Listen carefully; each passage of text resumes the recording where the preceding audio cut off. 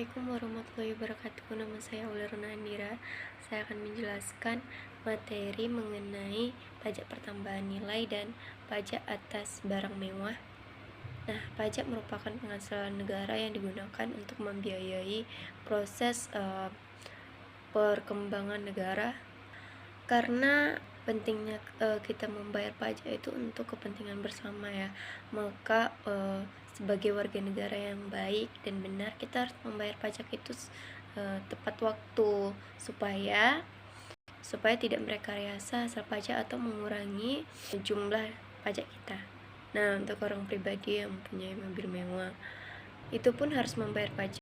Terus kantor pemerintahan yang mempunyai mobil dinas untuk keluar kota itu juga dikenakan pajak. Nah, hasil dari pemungutan pajak itu digunakan untuk restribusi untuk pembangunan nasional, terus fasilitas umum. Jadi hasilnya itu kita nikmati secara bersama. Peningkatan penerimaan pajak itu dilakukan dengan upaya seperti pemeriksaan, penyelidikan, terus penagihan, supaya warga negara itu membayar pajak itu sesuai dengan waktunya gitu.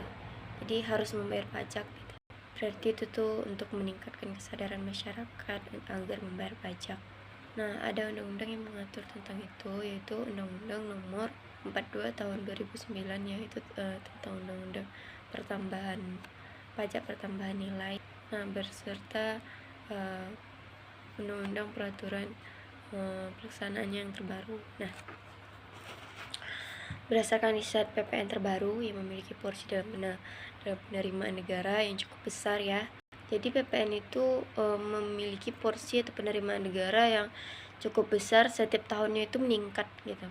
Contohnya PPN tahun 2010 yaitu sebesar 230.605 triliun. Nah, meningkat menjadi 298.441 triliun. Nah, pada tahun 2011 ya.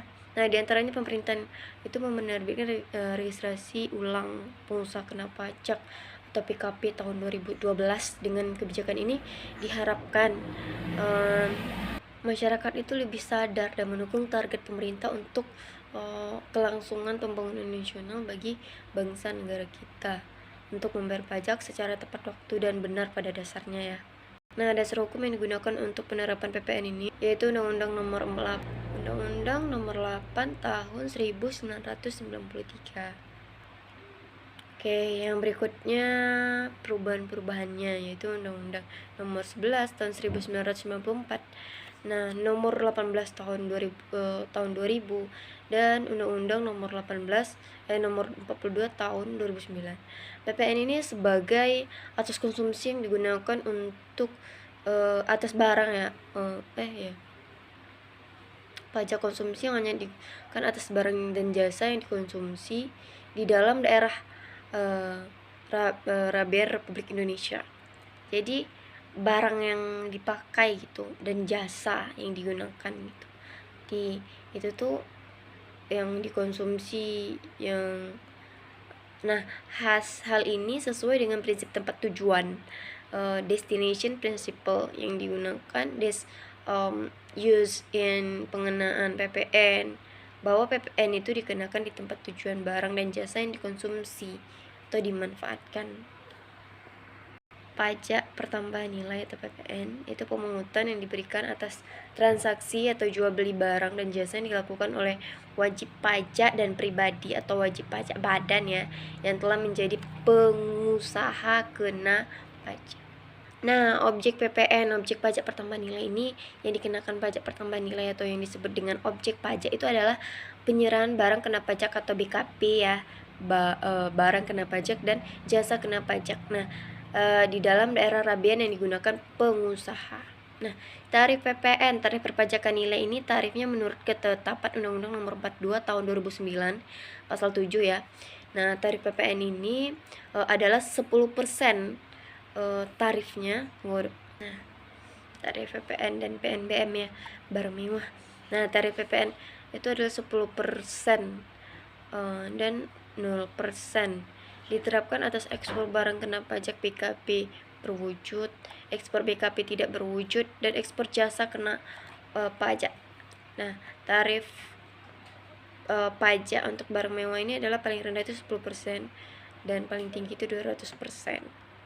Karakteristik umum dari pajak pertambahan nilai untuk barang mewah itu pengenaan PPM itu hanya terjadi satu kali saja dalam waktu penyerahan barang ya, yang digunakan untuk pabrik atau penyerahan yang dilakukan untuk pengusaha kepada produsen yang menghasilkan barang dan jasa termasuk dalam kategori barang mewah.